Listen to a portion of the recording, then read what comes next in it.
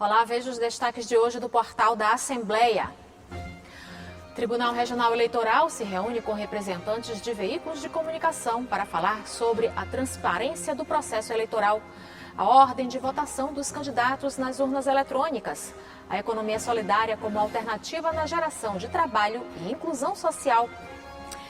E no Dia Estadual de Proteção ao Patrimônio Histórico, a valorização da arquitetura secular que chama a atenção de pessoas de várias partes do mundo.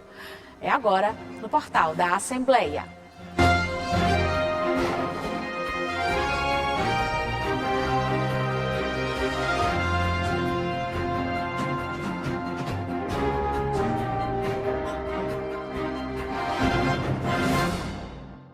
O Tribunal Regional Eleitoral convocou uma reunião que contou com representantes de vários veículos de comunicação para tratar sobre a transparência no sistema eleitoral.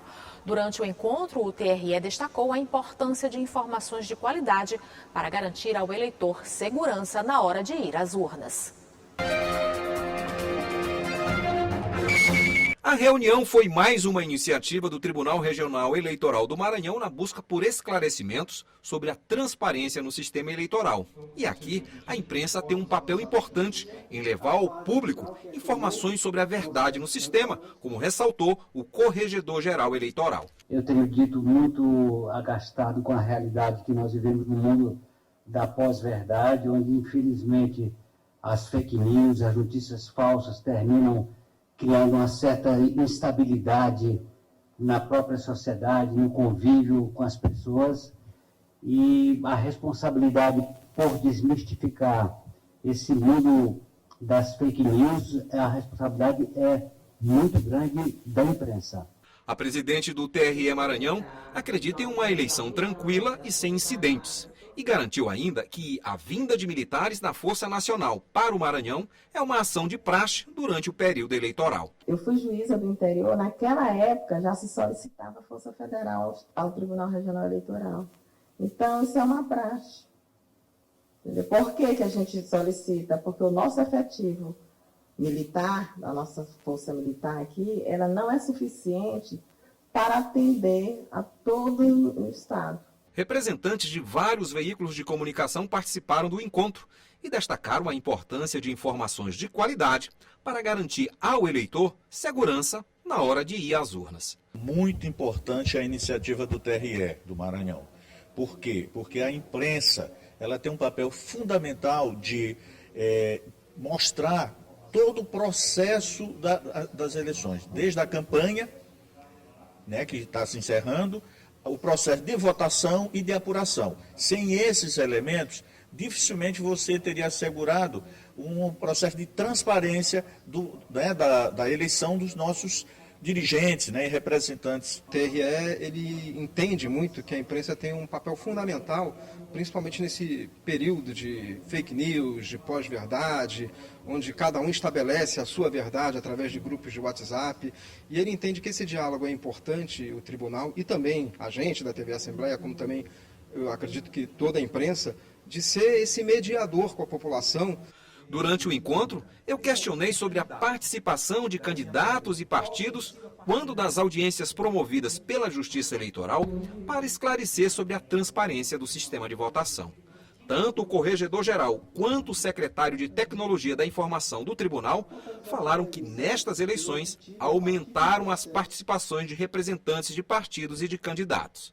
Durante a reunião aqui no Tribunal Regional Eleitoral, foi esclarecido que o Maranhão irá contar com 17 mil urnas eletrônicas. E como o horário de votação será igual em todo o país, logo assim que terminar a votação às 17 horas, o Tribunal Superior Eleitoral irá iniciar a divulgação do resultado das eleições. Outra informação importante divulgada no encontro foi que os boletins de votação serão divulgados imediatamente após a totalização pelo Tribunal Superior Eleitoral. E a expectativa é que ainda na noite de domingo, todos os votos do Estado do Maranhão sejam totalizados. O Tribunal de Contas da União anunciou que vai acompanhar a fiscalização do sistema eletrônico das eleições no próximo domingo, primeiro turno do pleito. No dia da eleição serão fiscalizados os procedimentos em 54 sessões eleitorais nas capitais. O teste de integridade das urnas realizado pela Justiça Eleitoral também vai ser acompanhado. No procedimento, os auditores vão avaliar os boletins de 4.100 urnas eletrônicas. O trabalho de auditoria das urnas tem o intuito de garantir a confiabilidade das informações públicas repassadas à sociedade. Os resultados parciais serão divulgados em novembro e o resultado final está previsto para o início de 2023. E no próximo domingo, mais de 150 milhões de brasileiros vão às urnas e boa parte desses eleitores vai votar pela primeira vez. Apesar do manuseio de uma urna ser muito simples, é importante se familiarizar com os números e a ordem que os candidatos aparecem no equipamento de votação. Nesta eleição, pelo menos 156 milhões de brasileiros devem ir às urnas. Além dos candidatos à presidência da República, outros cargos importantes devem ser escolhidos, como o de deputado estadual, deputado federal, senador e governador do estado. Mas o eleitor sabe a ordem que os candidatos irão aparecer nas urnas de votação? Nós fomos às ruas para conferir. Votar como primeiro deputado federal, senador, já sabe essa sequência? Ainda não. Ainda não? Ainda não. Não. Não? Não. Não, eu não sei. De fato, muitas pessoas deixam para a última hora estes detalhes. Mas a urna eletrônica é muito intuitiva e de fácil manuseio. Agora, segundo determinação da Justiça Eleitoral, a sequência correta que os candidatos irão aparecer na urna de votação é esta. O primeiro voto será para deputado federal, que serão 4 números digitados. Logo em seguida, vem a votação para deputado estadual, que são 5 números. Depois, senador da República, 3 números. Logo em seguida, governador de estado, com 2 números. E por último, você irá votar para presidente da República, que também são 2 números digitados. Depois é só confirmar.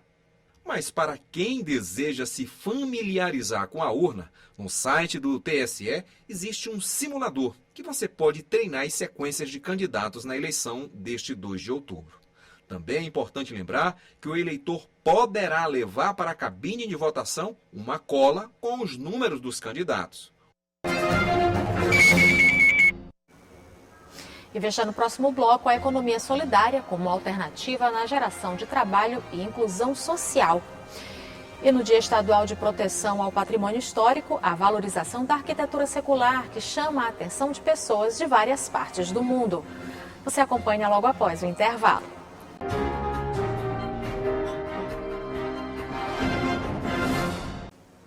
Um dos caminhos para gerar trabalho e renda é a economia solidária.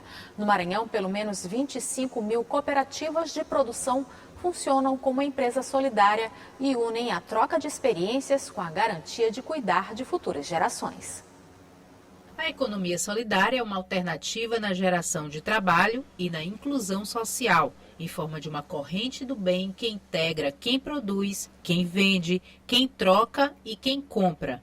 Seus princípios são autogestão, democracia, solidariedade, cooperação, respeito à natureza, comércio justo e consumo solidário. A economia solidária ela tem esse grande diferencial de ser uma economia que é pautada na cooperação e não na competição.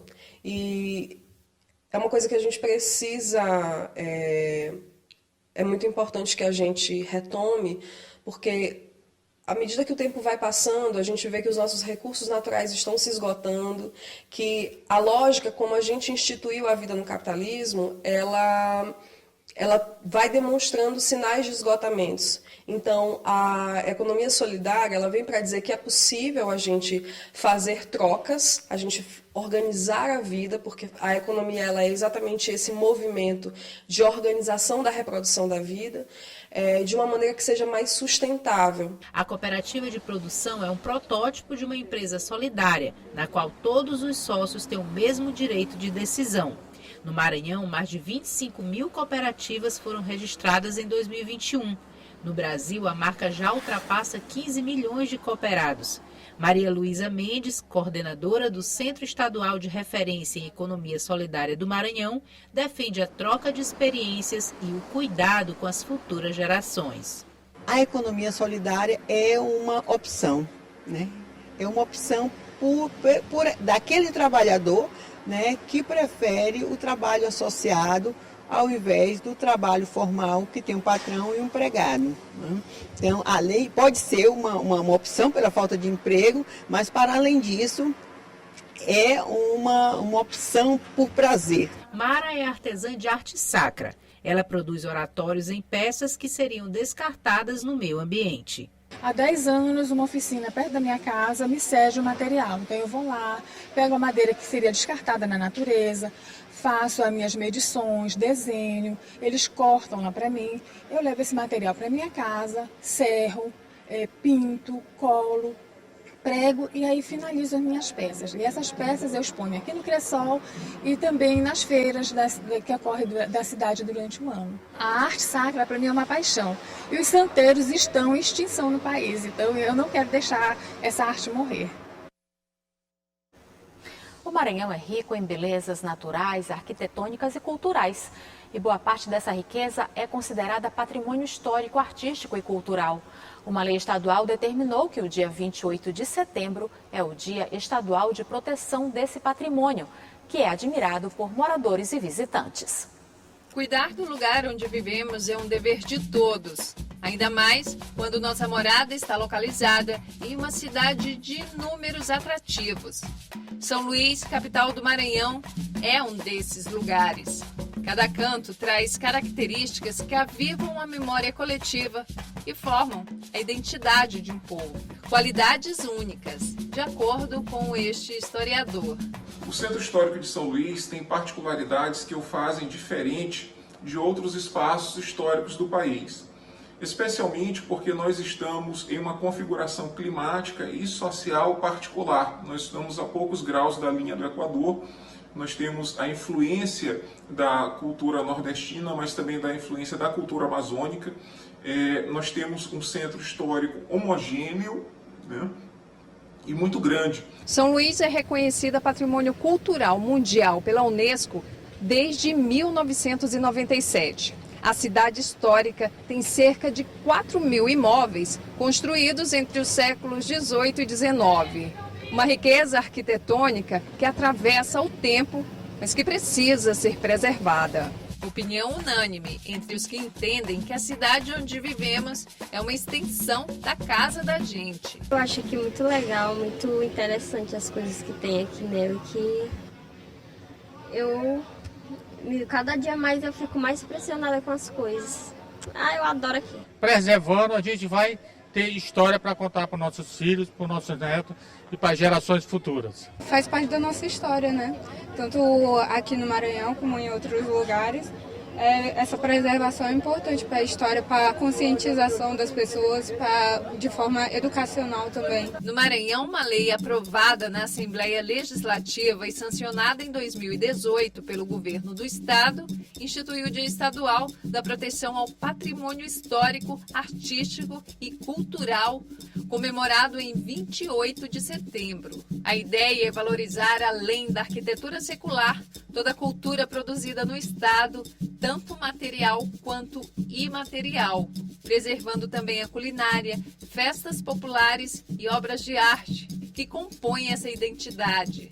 Sendo assim, a educação patrimonial é uma medida essencial para manter a história e a cultura das cidades, seja em São Luís ou qualquer município do estado. O patrimônio histórico de São Luís é inigualável e valiosíssimo. E é muito importante que o cidadão maranhense tenha consciência disso e, por causa disso, lute por sua preservação.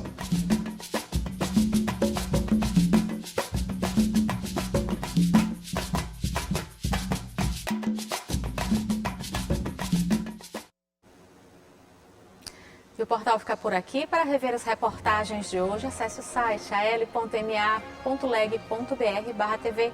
A gente volta a se encontrar amanhã. Até lá!